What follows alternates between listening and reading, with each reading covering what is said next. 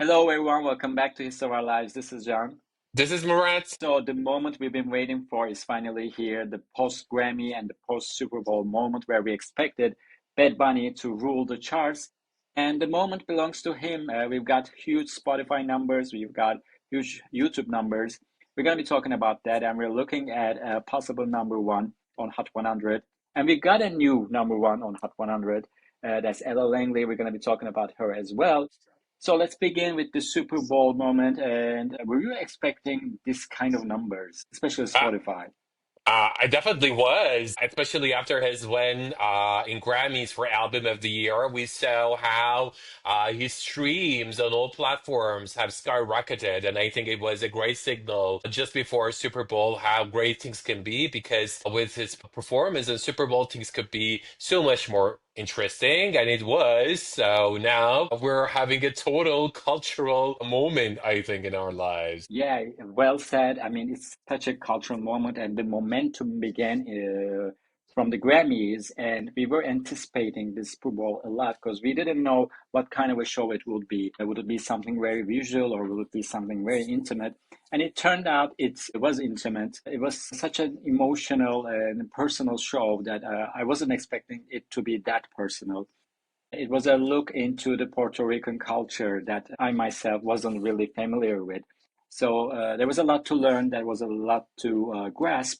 But let's talk about numbers first. It turns out this is the fourth most watched halftime show ever. Kendrick Lamar's last year's show is still the number one show, and it's followed by Michael Jackson, Usher, and now Bad Bunny. That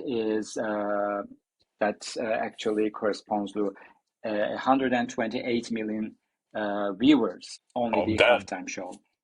This is huge. I Yeah. think this is just a great monument in terms of how his show was a visitor, a guest to a lot of people's homes, not just in the US, but not just also in the Americas, but also I think across the globe. Now Yeah. everybody in the entire world is basically talking about him and streaming his Yeah. songs, his recent album, his previous albums, trying to understand what he means with the lyrics, even though maybe most of the people don't understand. And I think that's a great accomplishment. And in terms of being one of the highest rating shows in Super Bowl history, that Yeah. attests to that fact. Yeah, I mean, personally, I wasn't really that familiar with Bad Bunny's music. I mean, I've been seeing him, hearing the songs here and there, but I didn't know the story behind them. And this show actually made me look further and like read about what every detail meant. There are lots of details in that show, and I mean, what he did was spectacular in that sense. Like I said, I was expecting a visual thing, but now it is very personal and very intimate. I mean, you would go and watch it over and over and discover something new. And we've seen Ricky Martin too. That was a nice surprise. I think that was a nod to how he paved Puerto Rican music to go global. He paved the way, and that was like a nod to him. Were you as excited to see Ricky Martin? Yeah, exactly. And also, I really loved how paid homage to those predecessors that came before him and opens the lane for all of those artists now. I mean, Ricky Martin was a global phenomenon, and I think Yeah, he's such a, I think, respectful artist to everyone who is just putting work in their own lane. And I think that shows how, I mean, he really caressed this entire set, this entire performance, and I think how he also relates to with all of those artists that he's working with or he's not working yeah. with. So that was definitely great, and it was definitely also great to see Ricky Martin back on stage. Exactly. And there were lots of other famous faces in that stage, like Cardi B there, Jessica Alba was there, and then Lady Gaga appeared. That was a random performance, actually, and everybody's talking about that too. I mean, it's always nice to see Lady Gaga on stage. She always delivers, but why her? Apparently, Ed Bunny is a fan, and maybe that's why. But I think that was the most random thing that we witnessed that night. Yeah, I think most of the people were not expecting it, though. There were a lot of rumors before the show that Lady Gaga could be one of the guests on the set. So that rumor was turns out to be true. But I think regardless, was also not expecting Lady Gaga to be on Big Bunny's show. Yeah, He sang the Latin version of Die With a Smile. That was also something that I yeah, did not expect. But of course, it's always great to see Lady Gaga anytime, anywhere. I think it was also, I think, great moments for have Bit Bunny with Lady Gaga and Ricky Martin with all full yeah, circle. exactly. But overall, I'm very impressed. I think we witnessed history in the making. This performance is going to be talked about a lot of times, and we referred to, like you said in the beginning, it was a cultural moment, and that is reflected on charts as well. Let's talk about Spotify numbers, shall we? Yeah, we should. We should. It started really strong, especially after Super Bowl. It was Yeah, already strong before Super Bowl. Just on the day of Super Bowl, Bunny earned 110 million streams on Spotify. Just by mhm. himself. That was until then, until the Super Bowl day, it was the biggest streaming day for any artist in 2026. And following Super Bowl, that record for again 2026 was broken again this time with 180 million streams. Wow, what are we talking about? That was expected. I mean, everybody was talking about the songs and the performance. The anticipation was huge. And he charted 41 songs on US Spotify. That's Wow, huge as well. that's We're huge. definitely looking at we're definitely looking at multiple placements on Hot 100 and of course a number. This is gonna Yeah. be his second number one hit. Yeah. And his first solo number one hits on Billboard Hot 100. Yeah, And I think that's also makes all the more sense now that all of the moments that he has had now.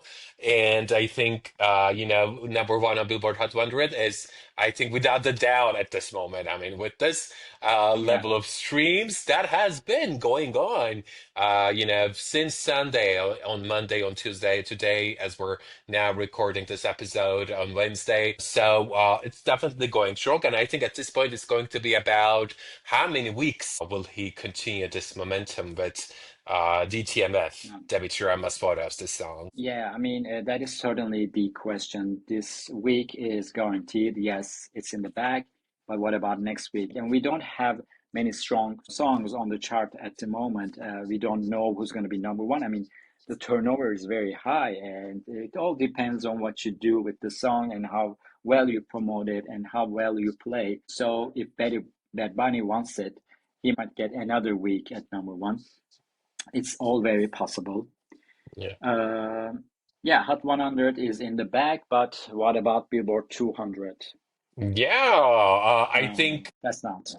that was definitely interesting to see. I mean, of course, I mean J. Cole is definitely a great artist, and now based on his sales level predictions and based on his definitely strong streaming throughout the week, especially on Apple Music, I think definitely will bring him to number one on Billboard 200 next week on Yeah, the charts that's going to be announced on Sunday. And Bad Bunny is expected to be in number two, again, based on his state level predictions. We know that the Bad Bunny released new colored vinyl across a lot of retailers mhm, on his website, etc. So I think this was something that I did not expect. So, I mean, this is, yeah. of course, the success of both Bad Bunny and also J. Cole. I mean, J. Cole, is able to do number one just following the week after Super Bowl. I mean, only a few artists can do that, and J. Cole is one of them. The album was very highly anticipated, and he gave a long break, and now he's back with a solid album. So kudos to him. And it is the second biggest album debut of 2026. But like you said, the Super Bowl week, getting that number one on Billboard 200 is such an accomplishment. So yeah, I mean, like I said, only a few artists can do it, and J. Yeah, Cole is one of them. We yeah, shall definitely. talk about this week's Hot 100 because we've got a new number one, another number one. We're only 2 months in, and this is, I guess, the fifth number one hit of the year. We've opened with All I Want for Christmas Is You, then The Fate of Ophelia, I Just Might, Aperture, and now Ella Langley is Choosin Texas. Yeah. I mean, I'm so happy on so many levels. First of all, I mean, everyone in the US chose Texas just like us. So that's the first thing I'm happy about because we were choosing Texas since the first moment that our ears laid all of what they have on that songs, and we couldn't just rip our ears off any kind of speaker on any kind of device streaming, choosing Texas. So I'm so happy for her. I'm so happy that we got to see female country artists number one on Billboard Hot 100. This is not something that is happening every comment. It is something that's happening very rarely. And Ella Langley is definitely up and coming artist, and she doing that. I mean, with so poise, doing that so organically. The song being a viral, the song being a cross genre hit. Kudos to her. Yeah, I mean, she did it in her own terms. I mean, she didn't have any Grammy buzz, any viral moment, or anything. It's just the song and her, and like you said, it crossed over, and it certainly sounds like it's from the 90s or early 2000s. It has that vibe, and it sounds like pop. It sounds like country. And don't get me started on the video, the simplistic, that effective, that beautiful video, the lyric video. I love it too. So yeah, I'm very happy that she managed to get it, and she doesn't have any features. I mean, nobody really helped her get there. But that's Yeah. another accomplishment. It's hard for country artists to get to number one on their own, especially female ones. Yeah. So we witnessed another history in the making. So we'll see how long it holds on. And I'm also so happy that, especially just after the song climbed all the way to number one on US Apple Music, US iTunes, US Spotify, then pop radio caught up. So I think it was like, in a sense, the pop Yeah, radio had no other chance but to play that song. And so I think yeah, that makes it all the more interesting because it yeah, was this song that people are listening to across all platforms, across a lot of different demographics, across probably a lot of different yeah, backgrounds. So I think that's definitely her beauty. And then we also really got to see a very, what I can call as a little bit of competitive side of hers throughout the last days of the last tracking week, sharing a story on Instagram, asking all of our fans to go and buy the song because the race seems to be too close. So she's definitely caring for the charts as well, and I also love that about her, that she's very open and ambitious and competitive, and she definitely wanted that number one. yeah. I mean, I was also happy to see that because we love artists caring for charts like this. And I immediately thought, like, is she Taylor in the making? So, like you said, it was definitely interesting to see that side of her. Things are just beginning for her. I mean, getting a number one hit so early in her career, that's a huge accomplishment. And her album is coming. She also released another song that debuted at number 37 on Hot 100. That's a huge debut as well. And she got quite a competition with Olivia Dean, and the numbers were very close. And Olivia Dean was riding the wave from the Grammys, and she was like the favorite to get to number one. And everybody was like, okay, she's getting it this time. She got so close so many times, but she couldn't make it. I Yeah. hope she gets a week at number one in the coming weeks, though Yeah. it seems unlikely. Yeah, I think that this was the last week that we discussed during our previous episode, that the only week that Olivia Dean has one chance left, especially after the Grammy buzz. But I think now that with Big Bunny, probably Taylor Swift's Opalite moment coming up, Bruno Mars album coming, a Harry Styles album coming, a lot of also other things that are rumored to be on the way, she probably has less of a chance, but of Yeah. course you never know. But I think it's really interesting that she didn't get that chance, but it's okay. I mean, everybody seems to love her, and she definitely did a great start. Yeah, I mean, she is enjoying her moment as well. She had a huge win at the Grammys, and this is such a great, a huge era for her. Number one would have been nice, but yeah, it might happen sometime. Sometime you never know. So let's look at the rest of the Hot 100 this week. We've got an album bomb by Don Toliver, which was expected, actually, and we've got five Bad Bunny songs already on this week's chart. Yeah. And what's interesting is that Aperture dropped all the way to number 12 out of top 10 in its second week.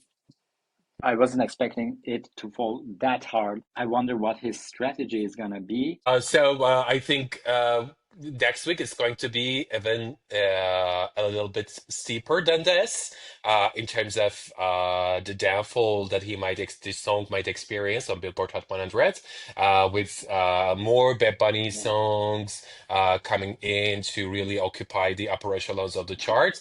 And also, it's not only, I think, a little bit surprising and maybe a little saddening part of it is that it's happening not only because there are songs that are getting more streams than Aperture, but also Aperture streams are decreasing very rapidly.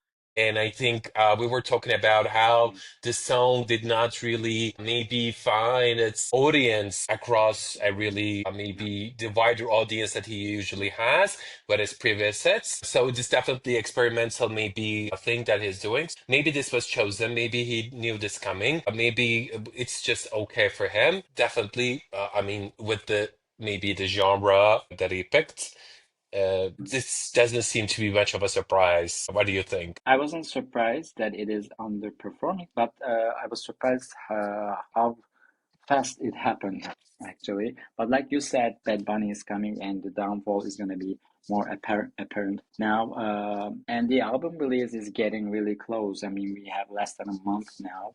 So he has to get the second single ready soon. That's why the chart seems very uncertain at the moment. So we might be looking at another number one next week or the other one. So yeah, that was surprising in that sense for me. Yeah. Noah Khan, I think, was definitely the one of the things that really shook the charts. And I'm again so happy that a rock artist with also different representation on charts has a place on Billboard Hot 100 top 10. It also had an effect on Billboard 200 as well. His previous album also is top 10 on Billboard 200. So it's a good start for him as well. And we've got some news on Taylor and Opalite. The Yeah. music video is out and records were broken, but the strategy to get Opalite to number one isn't working well, I guess. I want to hear your thoughts and what is happening. I was quite surprised, to be honest. I guess maybe from what I have observed across different forums, across social media, most of the people are surprised too. Because, when we saw that the announcement and the video of Opalite coming just during the same tracking week of Bad Bunny's Super Bowl performance, that was definitely a brave move. That was definitely, I think, signaling a lot of competition. And that's why also the Opalite 7-inch vinyl was also supposed to be shipped during that same tracking week. But then we saw that 7-inch vinyl shipment has been postponed to February 23rd, the week of February 23rd. So, of course, it can be said due to some technical difficulty, or it can be due to the fact that because of the really huge impact of Big Bunny's DtMF and all of these songs, Upload would not have the chance to be number one. And maybe she wanted to save that number one opportunity for some other week, like 2 weeks later. But next week also, we're supposed to have the Upload CDs to be shipped. So I'm also curious to see if they're going to postpone it as well, or they're going to continue with it. That's also something that I'm very looking forward to see. Like you said, it was very brave of her to release the video on the same week of Super Bowl. They certainly didn't expect Bad Bunny to go such heights in streaming, and I was surprised because they usually plan these things very well. I mean, Taylor's team, and they are very strategic about it. And maybe they heard something. I mean, the talk of the town is like saying that they heard that a surprise release is coming. That's why they wanted to act fast and release the video and ship the vinyls in the same week. But that didn't go as planned. She has a chance before Bruno's album release. The chart dated March 7. That looks like the best option for number one. And I think the rest of the March is very uncertain in that sense. But I don't think it's a technical difficulty. They certainly want that number one, and they're trying to plan at the moment. And that would looks the best week to achieve that. Yeah, I think with the current one-year date set, I think she Opalite might have a really chance at having number one on Billboard 200, Billboard Hot Mhm. 100. So, and also what I think really need to applaud what I was really fond of how she moved and strategized the video release. I mean, as a Charles fan, as a music fan, I was totally mesmerized by how she, I think, the way for future video releases of artists. YouTube announced that it will be out of chart Billboard Hot 100 and all Billboard's relevant chart calculations. YouTube streams would not be counted for Billboard Hot 100 anymore. So what she did was she premiered it on only Spotify Premium and also Apple Music. So the reason that she did also probably Spotify available only Spotify Premium was that premium streams are more valuable than free streams. So that's why Mhm. also why she did it. So that's I think a really strategic move. That's an amazing move, and I really applaud the way that she, I think, probably opens the lane for other artists. I think at this point, moving forward, we're going to see a lot of artists doing the same thing. Of how she, I think, strategizes with these Yeah. things. That's amazing. Yeah, I was expecting such a move. And like you said, it's a new era for debuting videos. And I think YouTube sort of is reconsidering that move that they made, and Spotify and Apple Music are, I think, very happy that they now have another power in determining the charts, and artists are gonna be leveraging those platforms. I think YouTube is gonna have second thoughts and maybe try to get included again. Of course, it was their decision, but they might reach a new settlement maybe. But like you said, I applaud Taylor and her team for that as well. And did you like the video? I think that's definitely an ode to probably a lot of the things, in my humble opinion, from what I saw in the video, with certain Easter eggs that I think she started laying out, started all throughout the torture department. I think, Fresh Out Slammer, and also My Boy, Brexit's favorite toys, etc. So I think I really loved how she again planted all this thing. I really love to see George Michael poster in the video, kind of probably signaling the next single, etc. So I really loved what she did with the video. I wasn't sure that if it represents the life of a showgirl era, but I really loved how she has been planning this, and this video has been ready since she was a guest on the Connor show. That was amazing. I think it's a very cute video, but I have my doubts how it represents the era itself. I was expecting a more showgirl moments, and the song actually has that vibe. So that was my disappointment, actually. But overall, it's a cute video. It has a great story behind it. We'll see how it does. Looking forward to the upcoming weeks.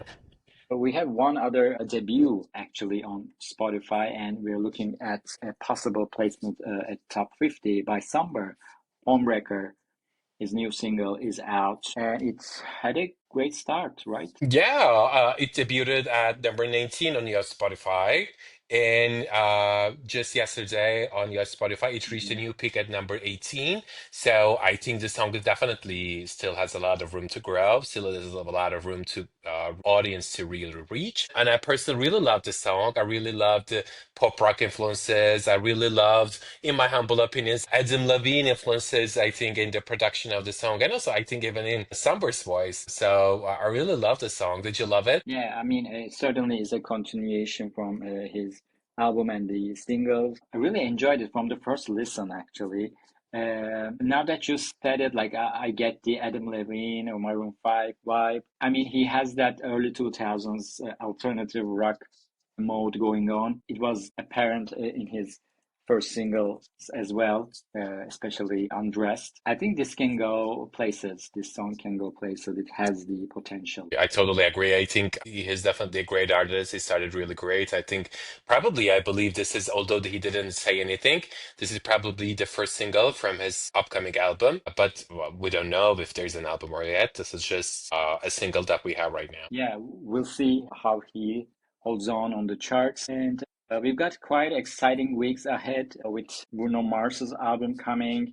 Blackpink coming. We've got hairstyles and Charlie Puth and other artists as well, all lined up at the end of February and throughout March. So things are gonna get exciting, and it has been quite a year already. So I think it's a wrap for this week's episode, but certainly we're gonna be talking more about charts in the next ones. Thanks for tuning in. It was definitely great to talk to you guys. Hope you guys loved it. See you next episode.